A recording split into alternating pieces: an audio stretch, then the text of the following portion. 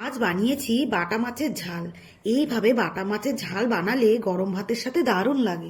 চলুন তাহলে দেখা যাক। আগে থেকে ধুয়ে রাখা মাছগুলির উপর নুন ও হলুদ দিয়ে ভালোভাবে মেখে নিলাম। ফ্রাই প্যানে সর্ষের তেল দিলাম। তেলটা ভালোভাবে গরম হয়ে আসলে নুন হলুদ মাখানো মাছগুলি দিয়ে এপিট ওপিট ভালো করে ভেজে মাছগুলি তুলে নিলাম। এবার ওই গরম তেলে কালো জিরে ও শুকনো লঙ্কা ফোড়ন দিয়ে নাড়িয়ে নিলাম।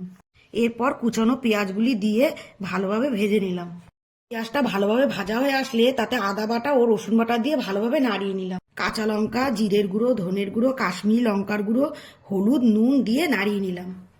মশলাটা ভালোভাবে ভাজা হয়ে আসলে তার উপর থেকে টমেটো বাটাটা দিয়ে ভালোভাবে নাড়িয়ে নিলাম। এরপর পরিমাণ মতো জল দিলাম।